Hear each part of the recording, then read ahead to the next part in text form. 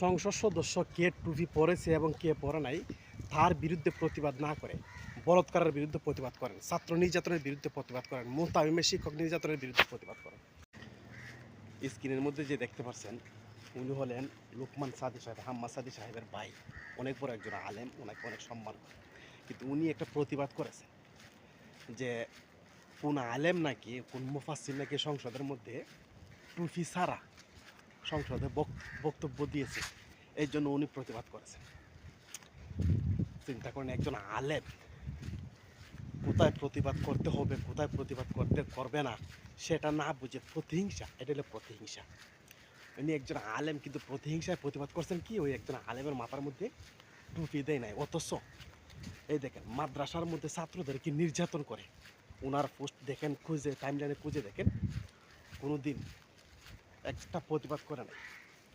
মাদ্রাসার মধ্যে ছাত্রদের হাতের মধ্যে শিকল বেঁধে নির্যাতন করে, প্রতিবাদ করে নাই।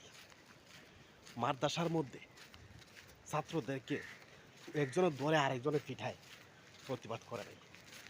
বর্তমানে ইদানিং মাদ্রাসার মধ্যে কয়েকদিন পরপরই, বলতে গেলে প্রতিনিয়তই বলাৎকার হচ্ছে, প্রতিবাদ করে নাই। নির্বাচনের সময় দেখছেন যে মনির কাসিমি যে জিনিসটা জায়েজ জিনিসটাকে না জায়েজ বলছে।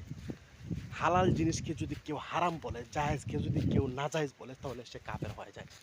ওনাদের হাম্মা সাদি সাহেবদের মতন আলেমদের মুখে কোনোদিন প্রতিবাদ দেখেছেন? ওনাদের টাইমলাইনে প্রতিবাদ দেখেছেন? দেখেন নাই।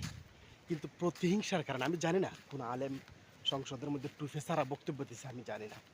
তবে এই যে প্রতিবাদটা করেছেন না, এটা একমাত্র প্রতিহিংসা।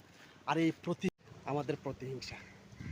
আমাদের প্রতিহিংসার কারণে আমরা যে কোথায় যাচ্ছি, ওইদিকে আমরা এখন পর্যন্ত কোনো চিন্তা ফিকির করার কোনো প্রয়োজনীয়তা আমরা বোধ করি নাই।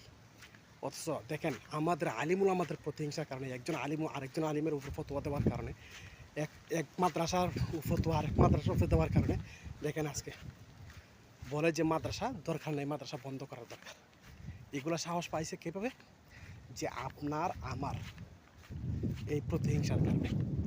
আমরা আবেগী, আর আমাদেরকে লেলিয়ে দেয় একজন আলেম আরেকজন আলেমের পিছনে লেলিয়ে দিয়ে সাধারণ পাবলিক যারা আছে না, তারা তামসা দেখে। আর ওই তামসাটা আমরা বুঝতে পারতেছি না। আমরা বুঝতে পারি না কেন? আমাদের আকাবির বলছে, এই আকাবির পূজা আর এই প্রতিহিংসার ফতোয়া আর এই প্রতিহিংসার রাজনীতি যতদিন পর্যন্ত আলিমুল আমারা বন্ধ না করবে, ততদিন পর্যন্ত আলিমুল আমারা এর দেশের মধ্যে কোনো সম্মান পাবে না। যত দিন যাচ্ছে তত আলিমুল আমাদেরকে শুধু অবহেলা আর অবহেলাই করছে।